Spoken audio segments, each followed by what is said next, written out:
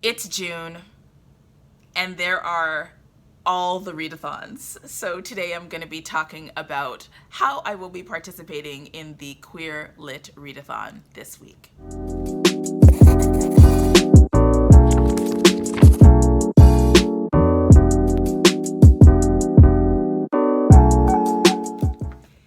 Hey everyone, welcome back to Onyx Pages. I'm in Jerry, and yes, it is some wild times right now. I want to acknowledge that there is, as everybody should know and should be talking about in some way, so much going on right now in the US and around the world. We are, all of us, impacted by the anti-Black violence that has been a part of our lives, is a part of our lives, will continue to be a part of our lives until it stops. As a Black queer Canadian woman, I am alive to the devastating impact of anti-Black racism on my communities.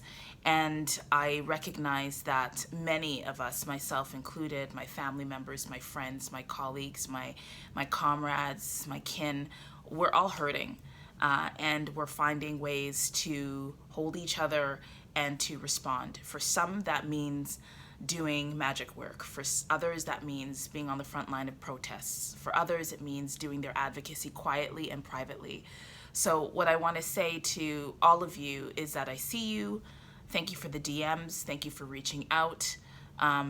And we are, as a booktube community, there's some amazing things that are happening. There are some very problematic things that are happening as well. But I think what we can say in all of that is that there is momentum, and it's our job to shape the momentum, and it's our job to shape the anger and the rage into what serves. I'll have more to say. This is not a video about what's happening because it's a lot for me to hold, but it is an acknowledgement of the context in which we are reading books and in which we're talking about books. The second thing that I'd like to share is that, wow, readathons. What is this Caribbean, queer, Canadian who doesn't give a fuck to do in June of 2020? We have the Fuckathon, we have the Queer Lit Readathon, we've got the Read Caribbean, we have the Caribathon, we have the Throwbackathon, all happening in June.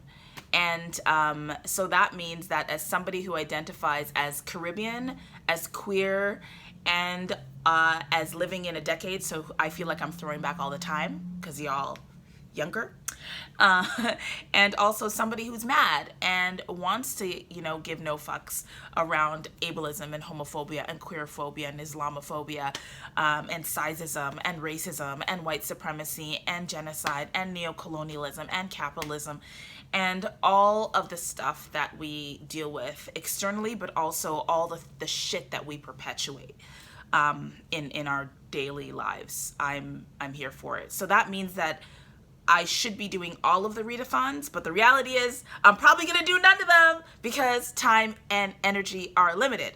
At the same time, I want to honor all of them, and I would like to encourage you to find a way to participate. I am not going to be able to meet all the prompts in the readathons, and let's be real, I generally don't succeed in any of the readathons because I'm a slow reader and I can't read like 5 books in a week or 2 weeks, right? I'm a very slow reader.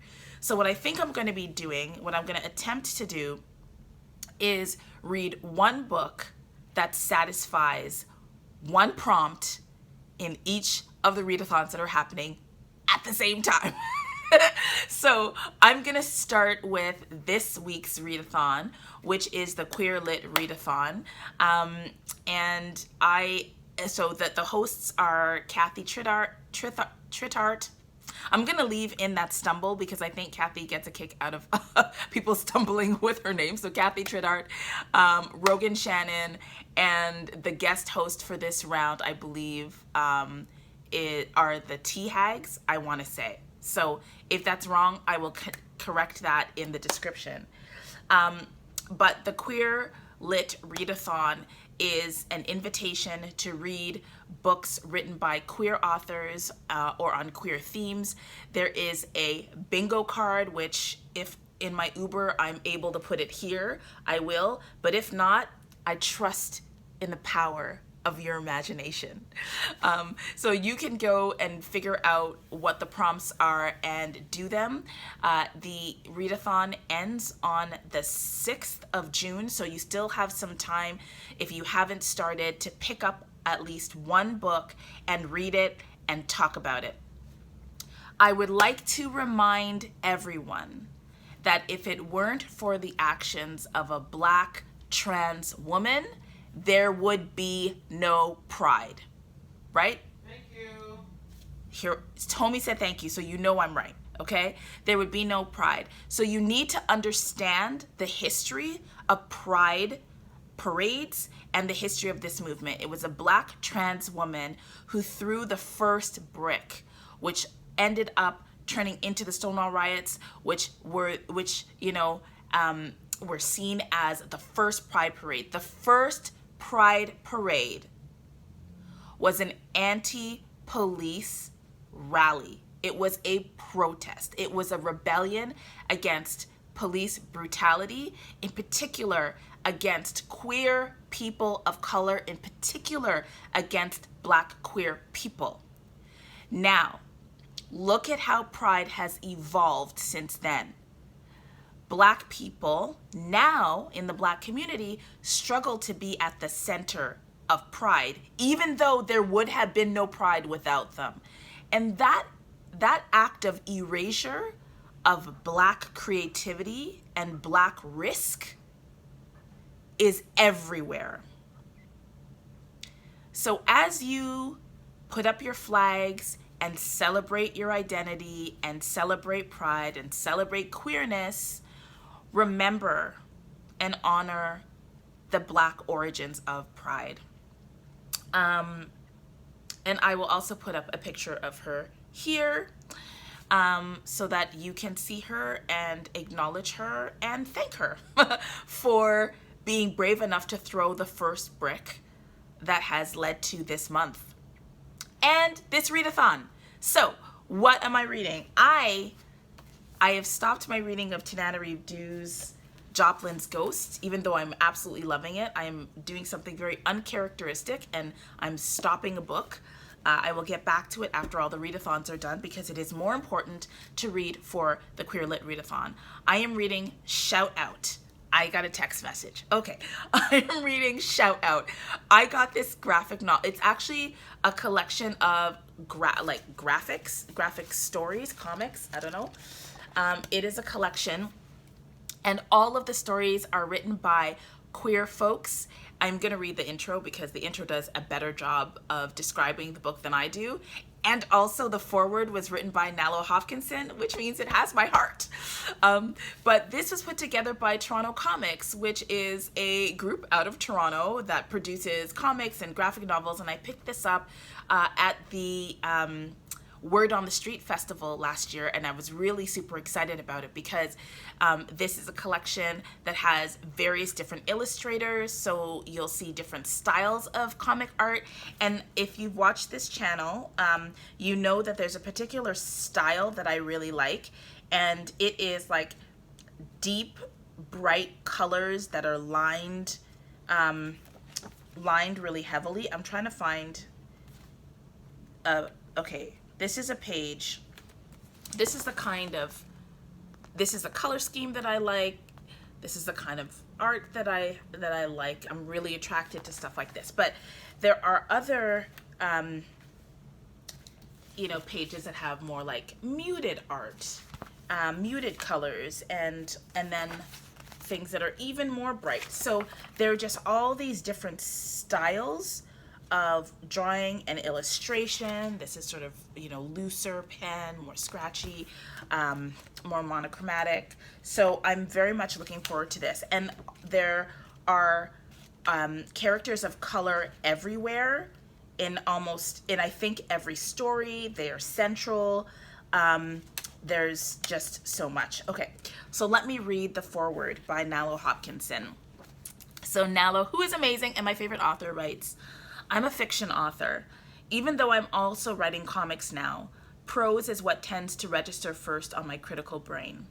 So the first thing I noticed when I began reading this precious volume is the stories, sweet, short, most of them dealing with the tender risk of new love, all between or amongst characters of many genders, races, ages, body types, desires, and queer sexualities. Wish fulfillment," whispered my critical brain. "Life's not that easy, especially for us."